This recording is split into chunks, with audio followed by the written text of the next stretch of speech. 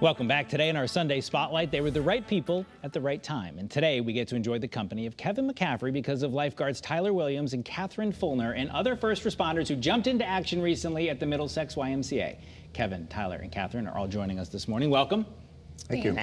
So Kevin, I'm going to start with you. So we're going to talk about how they saved your life, but geez, you're sitting here. How you doing?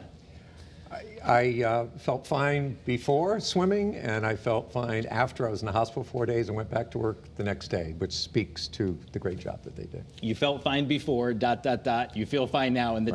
does a lot of work in that sentence. That's right. Because a lot of stuff happened. So I'm going to turn to you guys. I'll start with you, Catherine. Yeah. Pick up the story there. So he felt fine. He's swimming. What happens next? So it was very interesting. So I was actually swimming laps in the lane next to him when it happened. So you are a lifeguard. You're both lifeguards Yes, both of us the are Middlesex lifeguards. YMCA, but you just happen to be there swimming. Yes, and one of the other lifeguards who saved his life, Hannah, was also doing laps at the time. So it was just divine intervention is what I like to call it. But we noticed that Heather, noticed that something was wrong, immediately went over. I was about to do a flip turn. I saw Heather jump into the water and was like, that's not normal. And immediately saw what was happening. Kevin was very disoriented. He kept repeating his name and his locker number, which I love you, but it was an incorrect locker number, which did cause some problems, but it's okay. And we immediately got him on the flotation device. We extricated him from the water, and very, very quickly after that, he lost his pulse.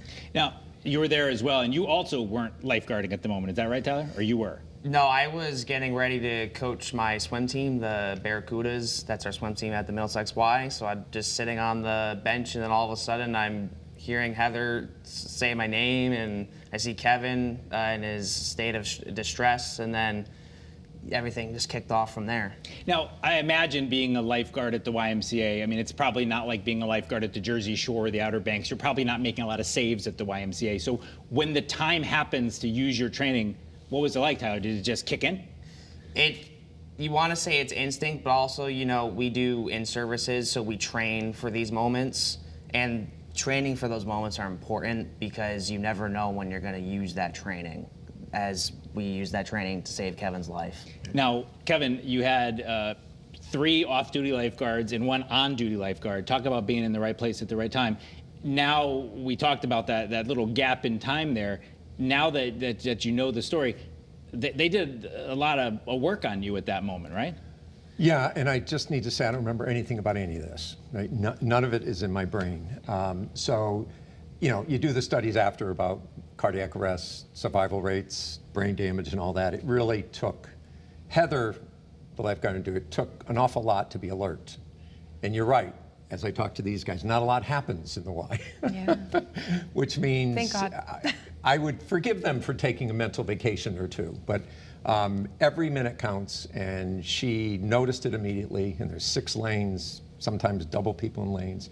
And as I said, when I recognized these guys, she pounced. I mean, she knew something wasn't right and got in there. And you did recognize them. I want Catherine to turn and show your shoulder here. Just show it towards the camera. These are shirts that Kevin gave them with the date, the August 4th, 25 date, to commemorate the day that the 2 of you and 2 others saved his life.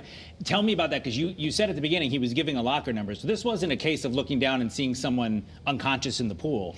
She had to pick up on other clues than that. So she originally thought that he was reaching for something because he was in the shallow end of the water and you were walking. You had just finished your swim, and people do that, they're tired and they're kind of walking before they hop out of the water or what have you. And you were reaching down to grab something, and she just noticed that something was off.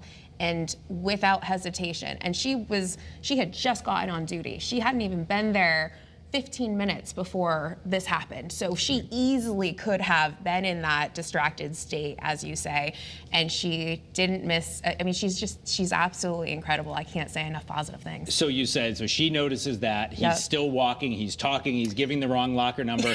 Tyler, I'm gonna have you pick it up there, because what happens next? His heart stops and CPR starts and then defibrillators used. Yeah, they call that the chain of survival. You have to establish his condition, his state, and then you say, okay, he doesn't have a pulse, he's not breathing, we need to start CPR. and call 911, and then we can give that effective, high-quality CPR, bring the AED over to give him the shocks, which we gave him like 2 shocks at the Y, and then keep going until the paramedics arrive. So let's make sure everybody who is involved in this is recognized. Hunter's ambulance came, Middletown Fire Department came, and the Middlesex Hospital EMS were there as well. In all, you got 7 shocks, 16 minutes of CPR. Yeah. And when you talked to your doctor, what did he say about that? Yeah, he's first, a couple weeks later, having my first cardiology appointment, he walked in, looked at me, he said, "You're a miracle." And I said, "Why? Because I'm still here?" He said, "No, it's because you don't have brain damage." And I started studying this, 4 minutes, irreversible damage if you're not getting the oxygen. And you realize, as I study this, how much CPR means.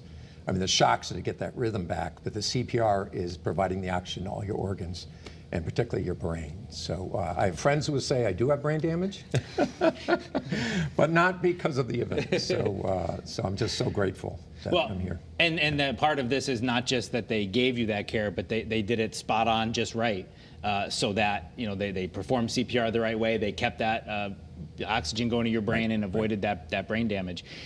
Tell me, Catherine, about having to actually use these skills as you look back on it now. I mean, you all do all the training, you jump in there and you're sitting next to somebody whose life you participated in saving. What's it like?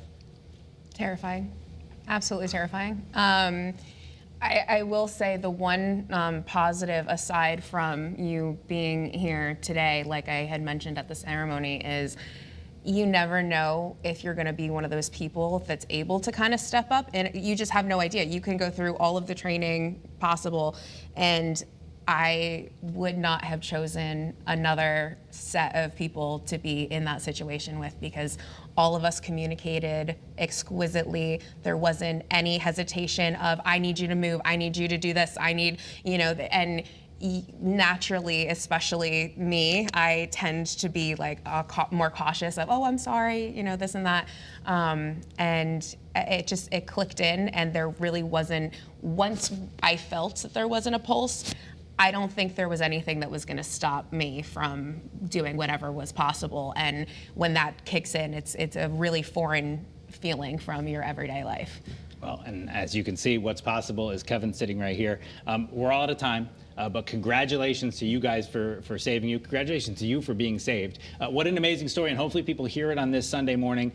Go take a CPR class. Appreciate the lifeguards at their local pool, and watch out for those signs, because it was that sharp eye of Heather that got that. Absolutely. Kevin, Catherine, Tyler, thank you so much for being with us here on CT26. Thank you so much. Thank you. That is CT26 for this week. CBS Sunday Morning is coming up next. Have a great rest of your weekend. We'll, of course, meet you back here in Studio A next Sunday morning.